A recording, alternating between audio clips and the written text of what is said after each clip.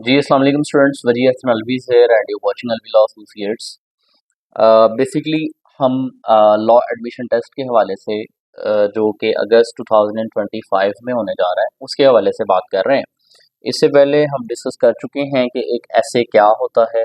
इससे पहले हम डिस्कस कर चुके हैं कि एक अच्छे ऐसे की क्वालिटीज़ क्या क्या होती हैं। और इससे पहले हम ये भी डिस्कस कर चुके हैं कि एक ऐसे के कितने पार्ट्स होते हैं। ठीक है, तो अब हमने इम्पोर्टेंट जो एसेस के टॉपिक्स थे वो भी इससे पहले हम डिस्कस कर चुके हैं। अब मैं कोशिश करूंगा कि कुछ एसेस की आपके साथ जो है प्रैक्टिस की जाए, यहाँ पे स्क्रीन पे आपको डिस्प्ले करके दिखाए जाए एसेस। मीनवाइल उनको स्टडी भी करके आपको बताया जाए, आपको एक अंदाज़ा हो जाए कि हमने लैट टेस्ट के अंदर ऐसे एग्जैक्टली लिखना कैसे है। मतलब जब हम इंट्रोडक्शन की बात कर रहे होते हैं तो इंट्रोडक्शन कैसे लिखना है। जब हम बात कर रहे होते हैं कि ऐसे की मेन बॉडी क्या है तो उसके पैराज को किस तरह से आपने लिखना है। और जब हम बात कर रहे होते हैं कंक्लूजन की तो उसको किस तरह से आपने कंक्लूड करना है, किस तरह से आपका एक अच्छा ऐसे जो है वो तैयार होगा लैट टेस्ट के अंदर, उसके बारे में बात करने जा रहे हैं। अच्छा, कुछ जो स्टूडेंट्स हैं वो कन्वीनियंट होते हैं इंग्लिश में लिखने के लिए, सो हमारे पास इंग्लिश में भी ऐसे मौजूद है। ठीक है, और कुछ स्टूडेंट्स जो है वो उर्दू में लिखने के लिए जो है वो कन्वीनियंट होते हैं, सो हमारे पास उर्दू में भी ऐसे मौजूद है। तो हम दोनों तरह से जो है वो देखेंगे कि अगर इंग्लिश में आप लिखना चाह रहे हैं तो इंग्लिश में आप किस तरह से उसको लिखेंगे, और अगर उर्दू में लिखना चाह रहे हैं तो उर्दू में किस तरह से लिखेंगे। एक ऐसे हमने लिया है डेमोक्रेसी वर्सेस डिक्टेटरशिप। बेसिकली हमारे यहाँ पे नहीं बल्कि वर्ल्ड वाइड गवर्नमेंट जो है उसके डिफरेंट जो है मॉडल्स पाए जाते हैं, डिफरेंट फॉर्म्स ऑफ गवर्नमेंट पाई जाती हैं। लाइक पाकिस्तान को अगर आप देखते हैं तो यहाँ पे डेमोक्रेसी जो है वो राइज है और अवाम के पास पावर समझी जाती है, चाहे कहने की हद तक ही है लेकिन है तो सही। कॉन्स्टिट्यूशन जो है हमारा पाकिस्तान का 1973 का, वो बात करता है कि पाकिस्तान जो है वो एक डेमोक्रेटिक स्टेट है। तो एक फॉर्म ऑफ गवर्नमेंट जो है वो डेमोक्रेसी है, और इसी तरह एक और फॉर्म ऑफ गवर्नमेंट जो है वो डिक्टेटरशिप है। हमने यहाँ पे कंपैरिजन करना है बिटवीन डेमोक्रेसी एंड डिक्टेटरशिप। यानी आपको लॉ एडमिशन टेस्ट में लैट में आपको ऐसे आ गया है कि आप डेमोक्रेसी को कंपेयर करें डिक्टेटरशिप के साथ, ये पास्ट में आया भी हुआ है, तो आप किस तरह से करेंगे।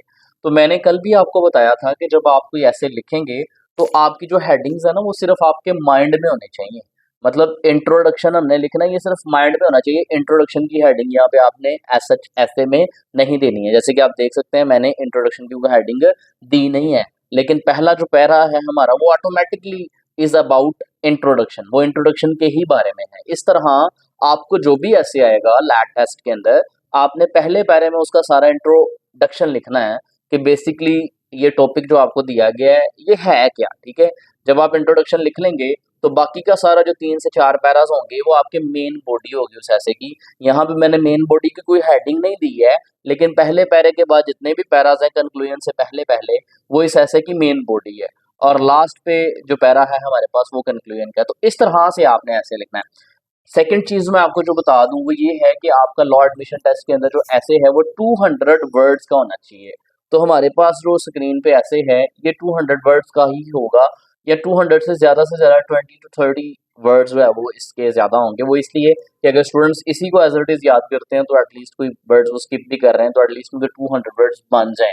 तो आपने इसी लेंथ का ऐसे, अब इसको आप जो है वो अपने पेजेस पे लिख के देख लें, तो जितने पेजेस की लेंथ बनेगी उसको आपने कंसीडर कर लेना। मतलब कुछ स्टूडेंट्स होते हैं वो आके क्वेश्चन करते हैं कि सर जो ऐसे लिखना है वो कितने पेजेस का होना चाहिए।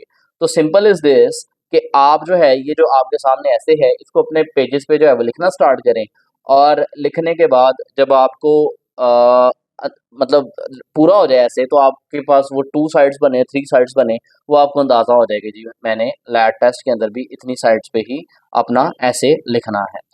तो खैर बढ़ते हैं टुवर्ड्स द ऐसे। Let's suppose democracy versus dictatorship. एक अच्छी बात ये होती है कि आप उसको कोटेशन के साथ शुरू करें।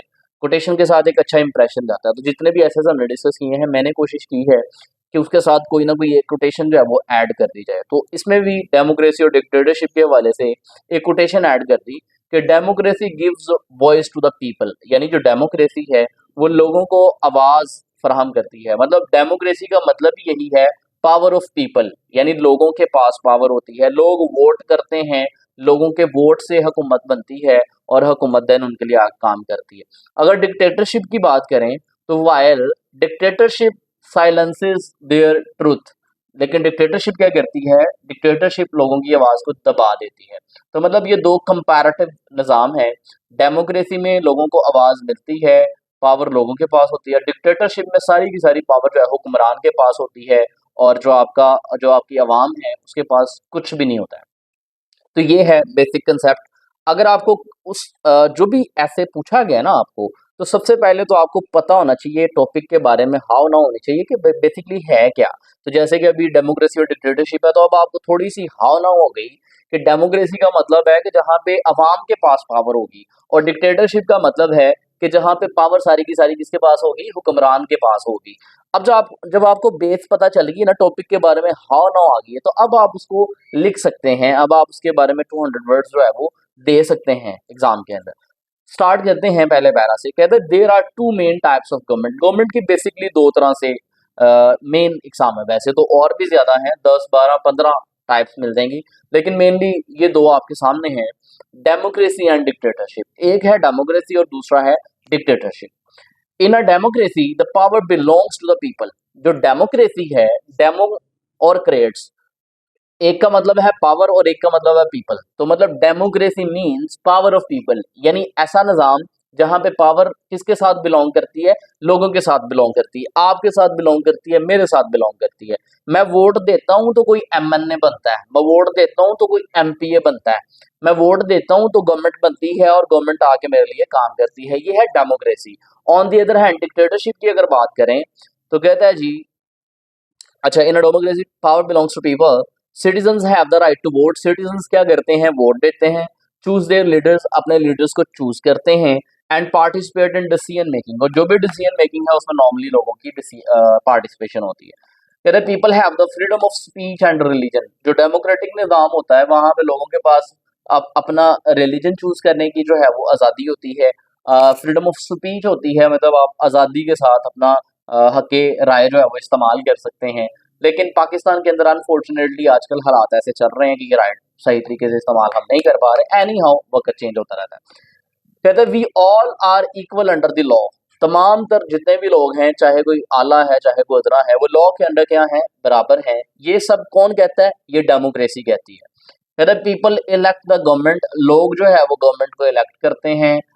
And the government works for them, और देन गवर्नमेंट जो है वो उन लोगों के लिए काम करती है। If the people are not happy with their leaders, अगर लोग जो है अपने लीडर्स के साथ, हुकूमत के साथ खुश नहीं हैं, they can vote them out during the next election. तो अगले इलेक्शन में लोग उनके खिलाफ वोट दे सकते हैं और वो लोग फिर दोबारा हुकूमत में नहीं आएंगे। ये है सारा का सारा अबाउट डेमोक्रेसी। अगर हम डिक्टेटरशिप की बात करें तो सेकंड पैरा में डिक्टेटरशिप के बारे में बताता है। कहते हैं जी डिक्टेटरशिप इज इन कंट्रास्ट, मतलब डेमोक्रेसी के ऑपोजिट जो निज़ाम है हमारे पास वो है डिक्टेटरशिप। अगर डेमोक्रेसी में लोगों के पास पावर्स हैं तो मतलब डिक्टेटरशिप में लोगों के पास पावर्स नहीं होंगी।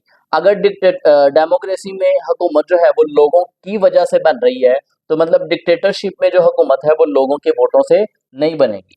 तो ये ऑपोजिट है बिल्कुल। अगर आपको डेमोक्रेसी समझ आ गई तो डिक्टेटरशिप बिल्कुल उल्ट है, समझना आसान हो जाएगा। कहते जी is a system where one person और a small group keeps all the power. तो यानी डिक्टेटरशिप एक ऐसा निज़ाम है जहां पे एक बंदा, मतलब कोई एक पर्सन, कोई एक शख्स या थोड़े से लोगों का एक ग्रुप जो है वो लीड करता है, उसके पास सारी पावर होती है। लाइक बादशाह, या बादशाह के कुछ जो है वो खास वजीर हो सकते हैं। कहते हैं people have no rights to choose their leaders और एक्सप्रेस देयर व्यूज फ्रीली। जो डिक्टेटरशिप है इसमें लोगों के पास राइट नहीं होता है कि वो अपने लीडर्स को चूज करें। इसके अंदर लोगों के पास राइट नहीं होते हैं, फ्रीडम ऑफ एक्सप्रेशन नहीं होता है। डेमोक्रेसी में राइट्स थे, यहाँ पे राइट्स नहीं है। The dictator controls the government, the press and even the lives of the people. जो डेमोक्रेटिक निज़ाम था वहां पे हमने देखा कि लोगों के पास फ्रीडम ऑफ एक्सप्रेशन है, फ्रीडम ऑफ रिलीजन है, लोग वोट करते हैं, लीडर्स को चुनते हैं, लोगों के पास काफी ज्यादा पावर्स होती हैं। लेकिन डिक्टेटरशिप इसके बिल्कुल उल्ट है, इसमें लोगों के पास कोई पावर्स नहीं है, लोग अपने लीडर्स को चूज नहीं कर रहे हैं, लेकिन लीडर्स के पास इतनी ज्यादा पावर्स हैं कि प्रेस को भी लीडर्स जो है वो कंट्रोल करते हैं। इवन के लोगों की जो जिंदगियां हैं उनको भी आपके लीडर्स जो है वो कंट्रोल कर रहे होते हैं। कहते हैं जी देयर इज लिटिल और नो फ्रीडम ऑफ स्पीच। इसके बाद है and anyone who speaks against the government may be punished और जेल्ड। तो मतलब जो डिक्टेटरशिप का निज़ाम होता है उसके अंदर लोगों के पास कोई फ्रीडम ऑफ एक्सप्रेशन नहीं होता है। लोग अपनी जो राय है, अपनी जो ओपिनियन है, उसका आज़ादी के साथ इजहार नहीं कर सकते। अगर कोई करता भी है तो उसको या तो जेल में डाल दिया जाता है या उसको पनिश किया जाता है। ठीक है, the laws are made by the dictator. जो डिक्टेटर है, हुक्मरान है, वही सारे लॉज बनाता है विदाउट पब्लिक सपोर्ट और डिस्कशन। लोगों का उससे फायदा हो रहा है नहीं हो रहा है इससे उसको कोई फर्क नहीं पड़ता है, वो बस जो उसका जी करता है वो लॉज बना देता है। तो यहाँ पे ये हमें इंट्रोडक्शन मिल गया कि डेमोक्रेसी एक ऐसा निज़ाम है जहाँ पे लोगों के पास पावर होती है, जहाँ पे लोग जो है वो हुकूमत को चुनते हैं, जहाँ पे अगर लोगों को गवर्नमेंट पसंद नहीं है तो नेक्स्ट इलेक्शन में वो उस गवर्नमेंट को नहीं चुनेंगे। तो ये सारे फीचर्स हैं किसके, हमारे पास डेमोक्रेसी के। अगर डिक्टेटरशिप की बात कर रहे हैं तो डिक्टेटरशिप इसके बिल्कुल उल्ट है। वहां पे एक हुक्मरान है या कुछ लोगों का ग्रुप है जो कि सारे मुल्क को कंट्रोल कर रहा है, लोगों की जिंदगियों को कंट्रोल कर रहा है, लोगों की डिसीजन मेकिंग को कंट्रोल कर रहा है। लोगों के पास यहाँ पे फ्रीडम ऑफ एक्सप्रेशन नहीं है। अगर कोई अपनी जो राय है उसका इजहार करता है तो उसको पनिश किया जा सकता है, जेल में डाला जा सकता है। ये है डिक्टेटरशिप। यहाँ पे आपको क्रिस्टल क्लियर हो गया डिफरेंस के डेमोक्रेसी ये है, डिक्टेटरशिप ये है। फर्दर मोर एक पैरा डिक्टेटरशिप का आ गया, एक पैरा डेमोक्रेसी का आ गया है, वो मेन बॉडी में आ जाएंगे दोनों पैरास और देन हमारा कंक्लूजन आ जाएगा और ये हमारा ऐसे कंप्लीट हो जाएगा। इसी तरह देख लेते हैं। अब वो ऊपर वाला सारा हो गया इंट्रो के बाद ये जो दो पैरास हैं ये आगे मेन बॉडी में। कहते हैं जी dictatorship can quickly make decisions and take actions. Dictatorship में क्या होता है, क्योंकि डिक्टेटर ने किसी की बात सुननी नहीं है, उसने खुद ही फैसला साजी करनी है, तो वो क्विकली जो है वो डिसीजन मेकिंग कर सकता है। और it involves fear, injustice and lack of basic rights. Dictatorship में क्या होता है, डर और खौफ मौजूद होता है लोगों के अंदर, इनजस्टिस नाइंसाफियां होती हैं लोगों के साथ, and lack of basic rights. और डिक्टेटरशिप में बेसिक राइट्स भी लोगों को नहीं मिल रहे होते हैं। People always live in fear. लोग हमेशा डर के रह रहे होते हैं। And they can not live their lives fully. और वो अपनी जिंदगी असल मानों में गुजार नहीं पा रहे होते हैं। ये तो है डिक्टेटरशिप। अगर डेमोक्रेसी की बात करते हैं तो कहते हैं डेमोक्रेसी में be slow to make decisions. इसमें डिसीजन मेकिंग आपकी स्लो हो सकती है। क्यों हो सकती है, क्योंकि लोगों की विल का भी हमने ख्याल करना है, लोग इस पे क्या रिस्पॉन्ड करेंगे उसका भी ख्याल करना है, गवर्नमेंट उसकी जवाबदेह होती है लोगों को, इसलिए भी इसमें टाइम लग सकता है। But the key thing is that democracy respects the rights of all citizens.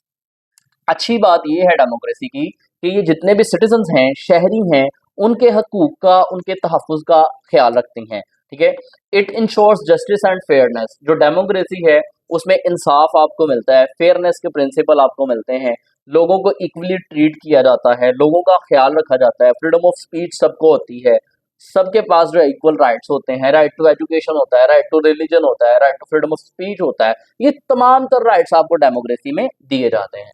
Which is why I like it the most of all the forms of government. तो यानी ऐसे में मैंने पहले ही ऐसे की जो क्वालिटीज है वो पढ़ाते हुए क्या बताया था कि कैसे वो आपका पीस ऑफ राइटिंग होता है जिसमें आप अपने आर्ग्यूमेंट्स दे रहे होते हैं, अपना ओपिनियन दे रहे होते हैं। तो यहाँ पे आपने अपना ओपिनियन भी दे दिया कि विच इज वाई, यानी यही वो वजह है आई like it the most of all the forms of government. तो जितने भी फॉर्म ऑफ गवर्नमेंट हैं उन सब में मुझे जो है वो डेमोक्रेसी पसंद है। मुझे क्यों डेमोक्रेसी पसंद है, क्योंकि इसमें लोगों के राइट्स दिए जाते हैं, क्योंकि इसमें लोग खुद अपने लीडर्स चुनते हैं, क्योंकि इसमें लोग जो है फ्रीली अपनी फ्रीडम जो है वो ऑफ स्पीच एक्सप्रेस कर सकते हैं, खुद ही रिलीजन चूज कर सकते हैं।